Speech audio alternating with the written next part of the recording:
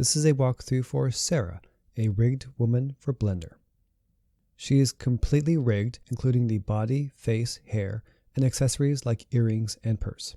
There are 3 outfits with lots of color options, a huge library of expressions, hand poses, and body poses, and morph targets that support Apple's AR Kit and VR chat.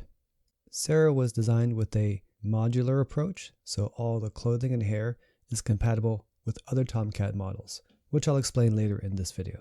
Let's take a look at what's included. There are 2 zip files, an extras and a Blender, and inside the Blender zip there is the main Blender file for Sara.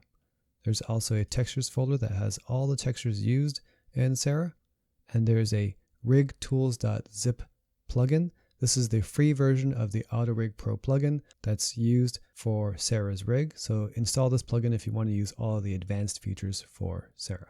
In the extras zip folder, there are FBX, GLTF, and OBJ files, and I almost forgot that there is a FAQ that has the same information that's in this video.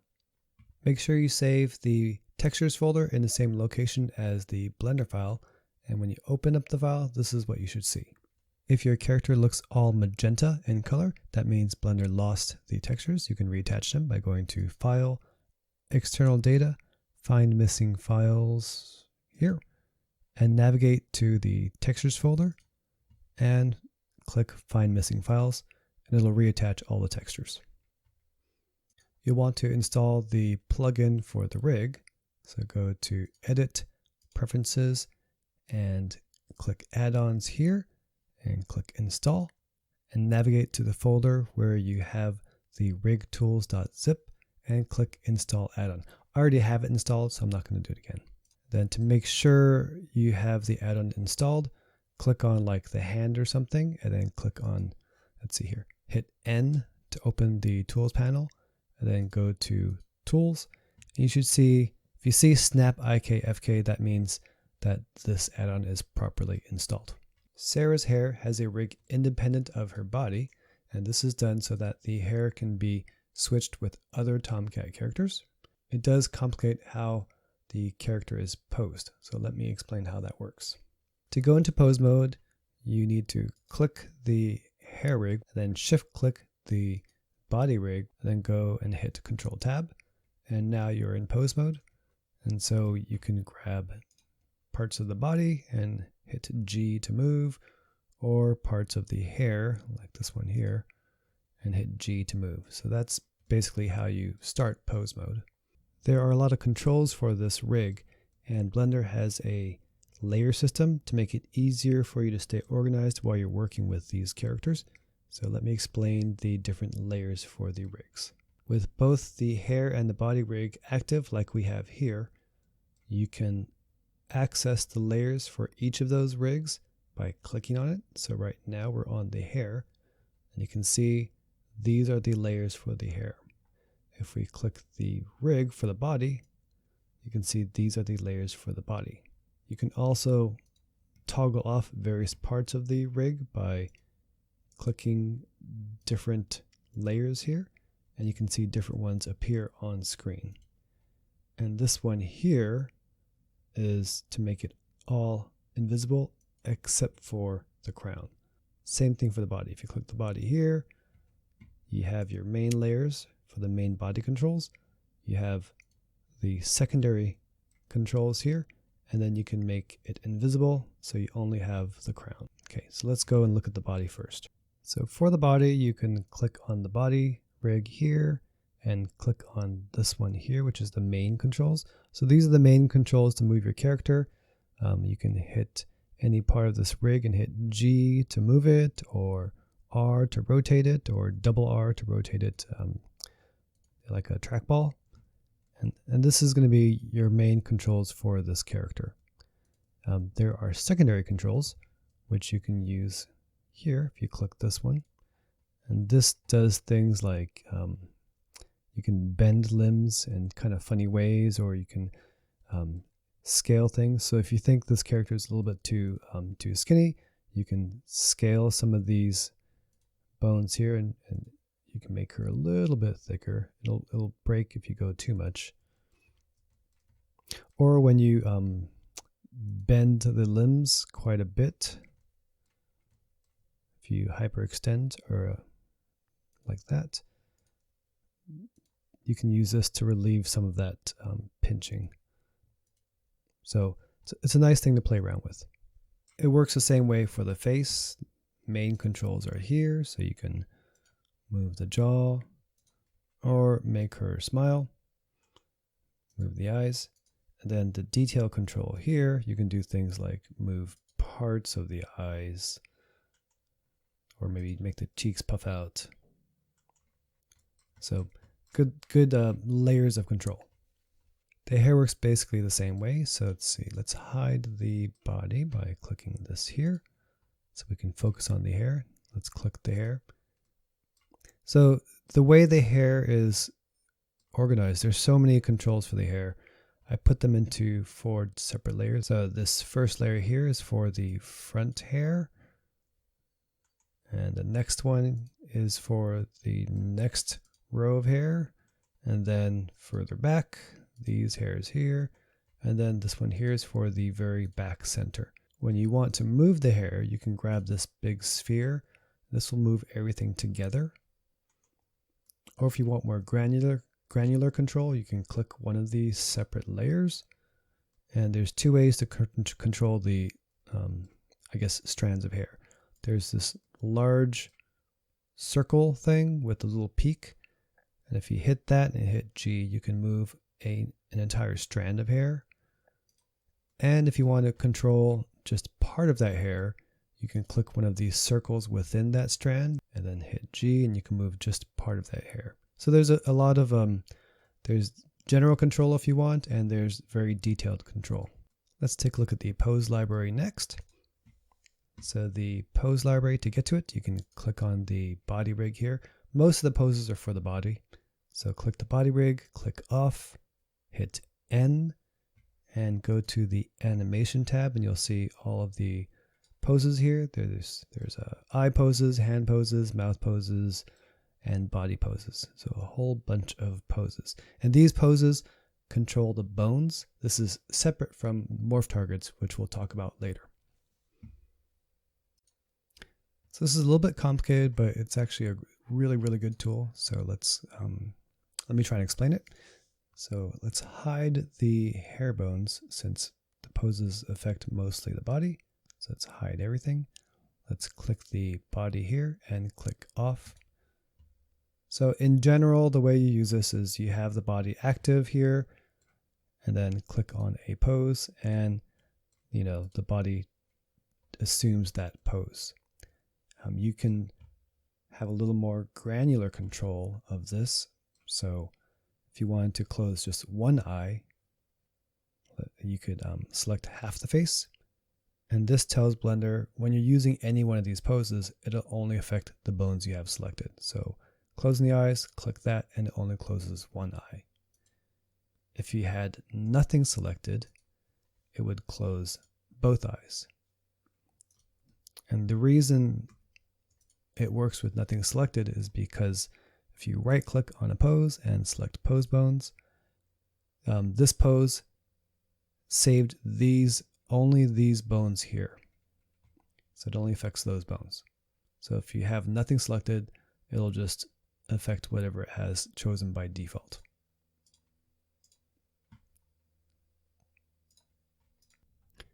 Some of the body poses also affect the hair, but the body and hair poses are saved in separate pose libraries. So let's go and find a body pose here. So let's see. 05 and 05 hair. Okay, so to pose the body and have the hair match it, click on the body, click off, and then click, say, sit. We can look at it here. And then click on the hair, click off, and click this matching hair, and you'll see the hair now matches with the body. Sara has 8 meshes or pieces of clothing that can be toggled, and they are inside the clothing meshes collection right over here. And so you can toggle them by, they're kind of categories by section. So there's tops, bottoms, shoes, accessories, and full body clothing. So for the tops, there are 2 of them, I believe. And so you can turn on the t-shirt and then turn off the coat. And then she's got a t-shirt here. And then same thing for the shoes here. She's got a couple of shoes here, or 3 shoes. So you can just toggle those here. So that's how you toggle all of the clothing or accessories. She's got a couple weapons, a bag. Oh, and there's also a dress. So you can toggle that one on and turn everything else off. All the clothing and the skin and the hair, almost everything has color controls here. So if you go to the shading workspace and say click on this dress here. So most of the clothing is organized in a similar way. So usually there's a few different texture maps that you can choose from. So if you see this mix node, it means you can switch between a couple of pre-selected nodes, or you can drag this yellow color dot to one of these dots here, and you can see it takes that different color. And these here, these are all hue adjustments to this one color here. So this, what I have selected here is this red texture. And there's some hue adjustments to that, so you can have different versions of that color.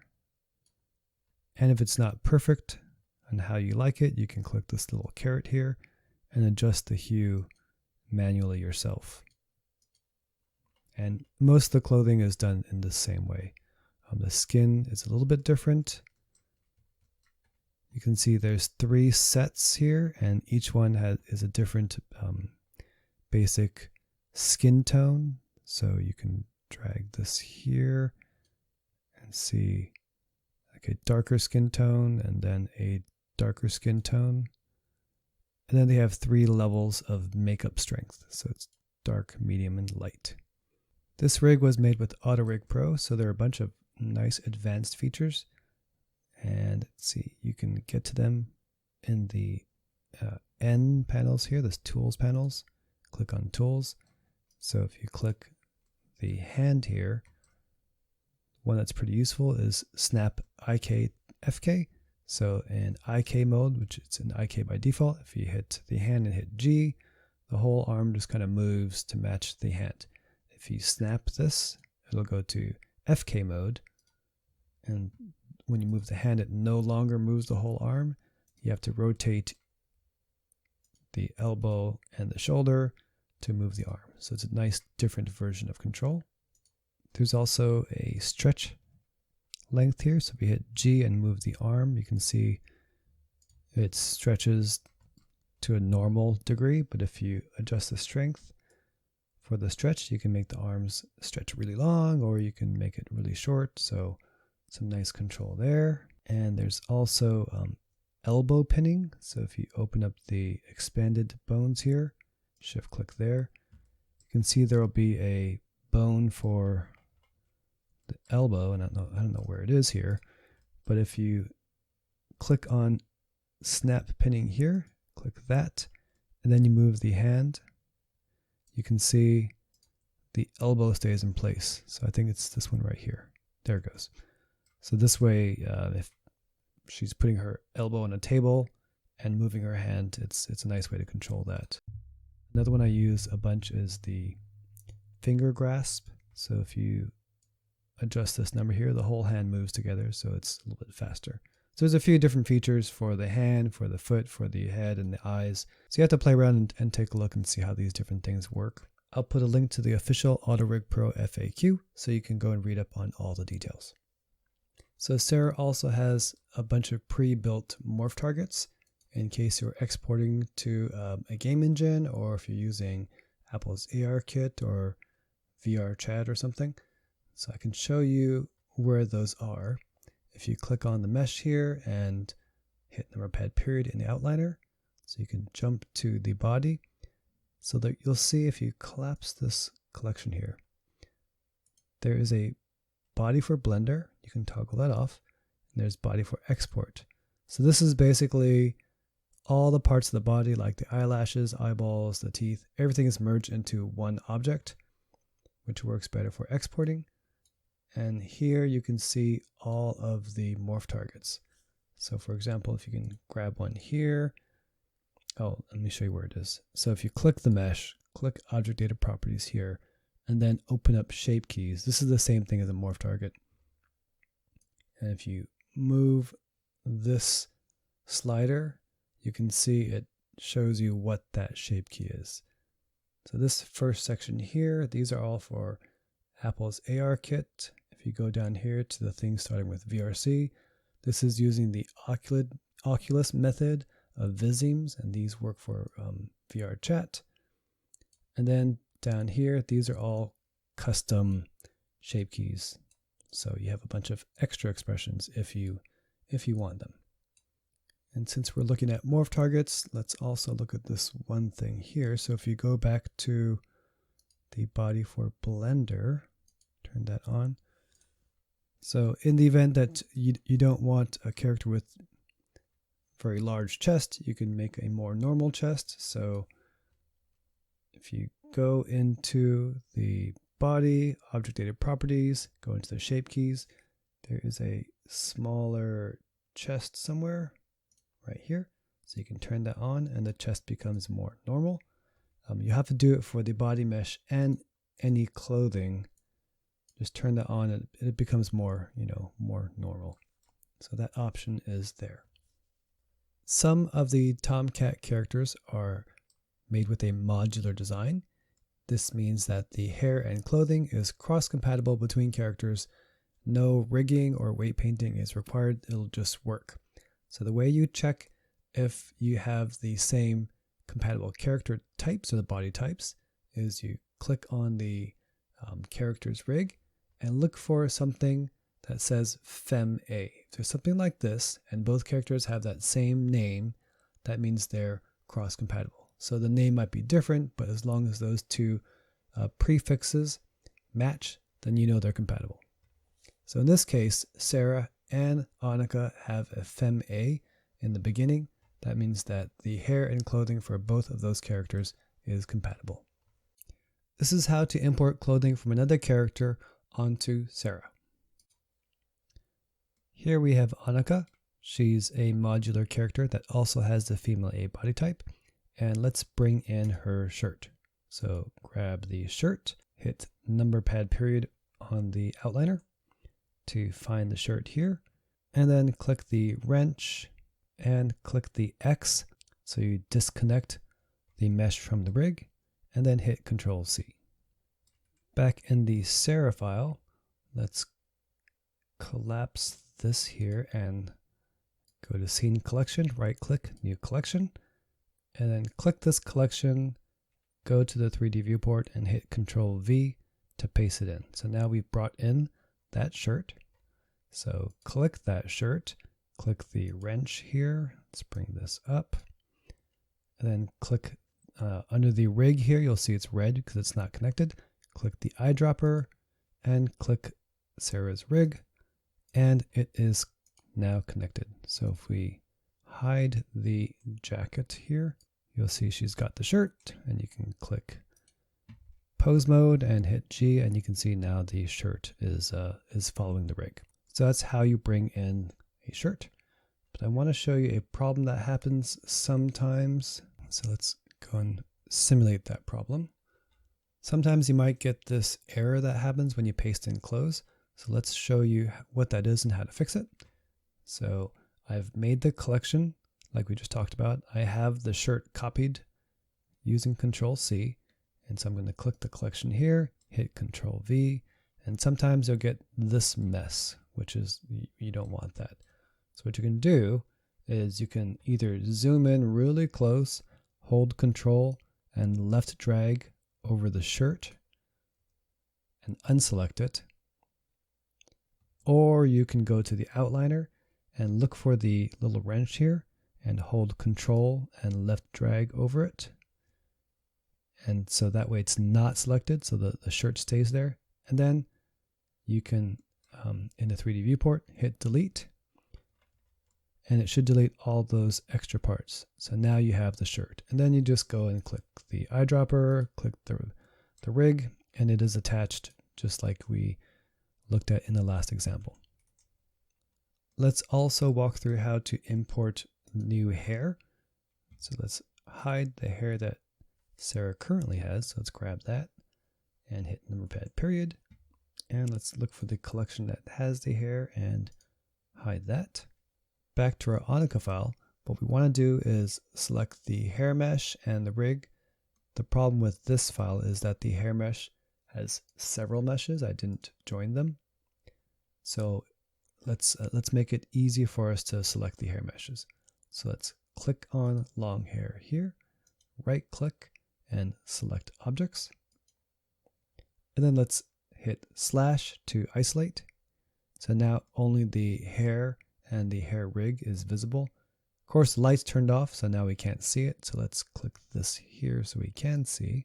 Next, we want to click the rig and then click these X's, XX, and then drag select these and hit Control C.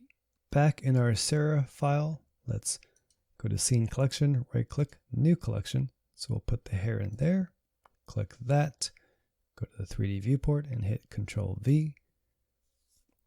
And again, you'll get this big mess of things that you don't want. So what you can do is you can click the hair rig. It's kind of hard to see because there's a bunch of extra stuff here. So let's click off and click one of these things and hit G and move. Let's zoom out. Okay, so this is the hair rig and those are all the meshes. So you can drop that and then hit number pad period over here in the outliner so you can see where it is. So this you want to keep. All of this stuff you want to delete. Those are all unwanted. So you can click one, hold shift and click one there and you select everything. Right click and delete hierarchy. Deletes everything. And so now we should just have the various hair meshes and the hair rig. So let's just hit G and move that to make sure. Okay, looks good. We want to attach this hair rig to this hair bone. So let's grab Sara's rig here, go to pose mode with Control Tab, grab this crown halo for the head. This controls the head movement. Grab that and go over here to the bone properties.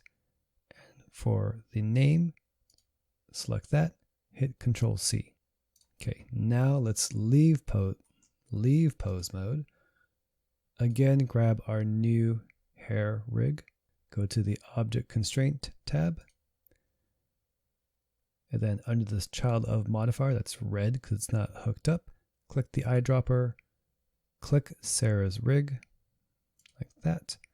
Then under the bone, paste in the name we just copied, and the hair is now connected. So if we grab the body and move it, the hair should, oops, hit G to move, then the hair should follow. Okay, so I hope that was easy enough to follow. It's a little bit convoluted, but it works. That is it for the walkthrough. I hope that gave you an understanding for how to use Sara's rig. Thanks for watching.